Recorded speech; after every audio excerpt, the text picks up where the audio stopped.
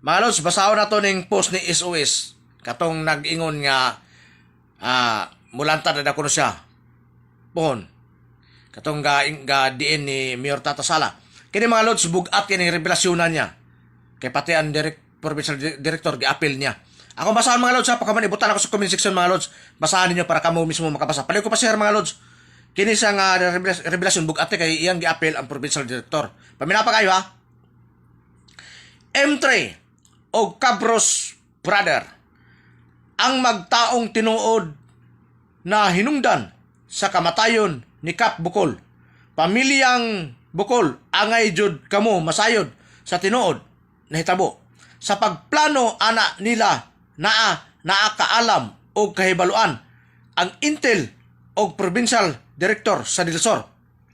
Gata ni ko ana.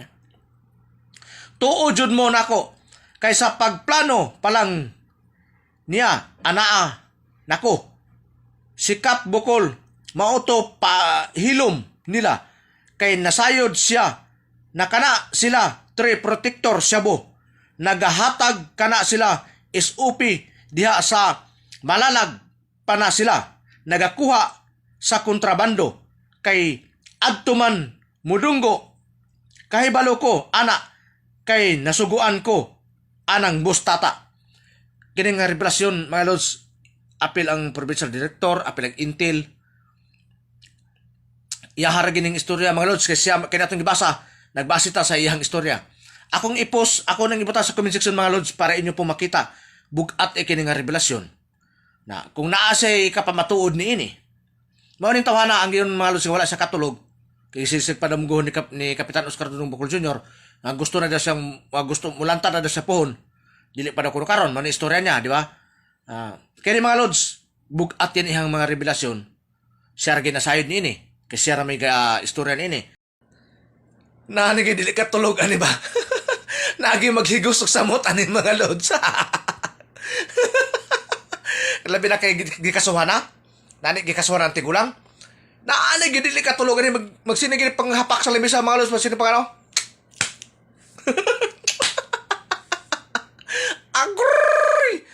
Sige. Pag-ampo mo, inang ano, di lagi mo kalikwas lagi, dili lagi mo kaligtas sa inyong gihimong salaod sa inyong pagpatay kay Kapitan. Di mo kalingkawas. Naana na may naghigos. Naanay manguyos ang itlog ani. Kaya kasuha na ang tigulag murder. Agroy! Ang mastermind ron, kasi ginagkutkot sa ulo. Ang mga buhok mga los, nadaldag na. Na si pandagpak sa lamisa. Diskuido tani. Mao na diha. Ba? Wala gi aso nga makumkum. Ani? Labi na, o makipag-coordinate ng tagin ng tigulang, mutog ang gina sa tinood, isamot yung namin yung pangdagpak o lamisa ni. Dili mo pakatulgon ni Kap. Hasulon ay inyong tanlag. Di mo pakatulgon. Inang ano, buutan tong tao nga inyong ipatay. Gumikan lang sa inyong kahakog sa bahandi, kahakog sa katungdanan, mong inyong ipapatay. Kay hadlok mo nga mabisto ang inyong kabulastugan ng gihimo. Ang problema, naaamang kumupadayon. O di ba? Naagi mo pang dagpak labisan ni. Magsikot-kot sa ulo ni. Mga daldag yung buhok ani. Huwag labaw pag itipos ni. Naghigos na ra ba? Naanagi mo kalito katog lang naso di kayo magpatambal. Dagpak. Diskuido gini. Diskuido gini. Grabe ng papamersonal yung mga tawhana ba? Ang mga pedicabber, uban, wala na mo kuha o sticker kay lisod-lisuron daw inigrinyo sa franchise lisod-lisuron. May matambalos-los. Simpleng panawagan, sticker o kalo, simpleng panawagan o hustisya para kay Kapitan. Pero, di pang babagan pa ning mga tukmol na naaan ni City Hall. Mga kamote mo. Sige lang, inyuha pa ron. Inyuha pa ron mga kamote mo. Ay mo kabala ka. Kamote na, tadyakan mo na mo talan niya. Mohon. Naklang tipaklo mo, mga kamote mo, na personal mo. Simpleng panawagan, sticker sa hustisya para kay kapitan.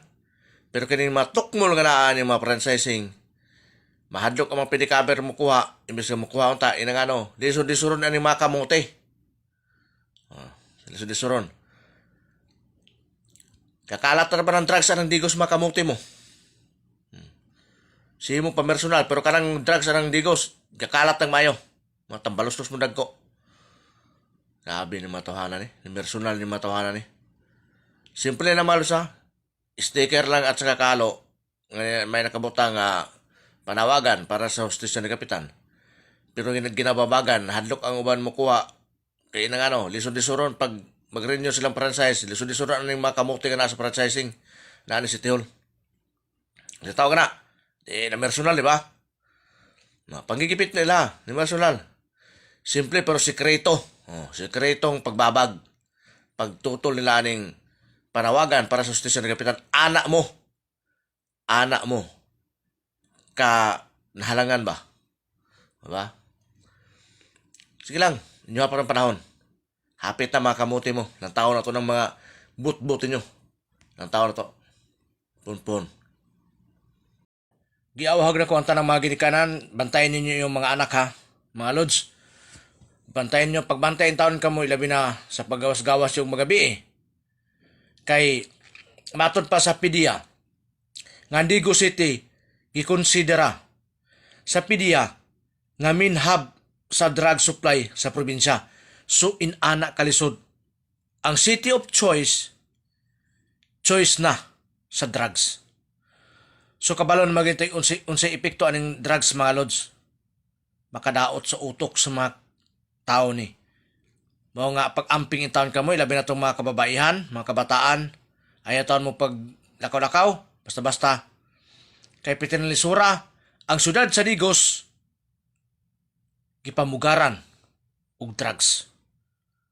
Siya na'y pinaka-main hub sa nag-supply og drugs sa probinsya. Grabe. Pagkuyanap sa drugs aning lugar sa Digos.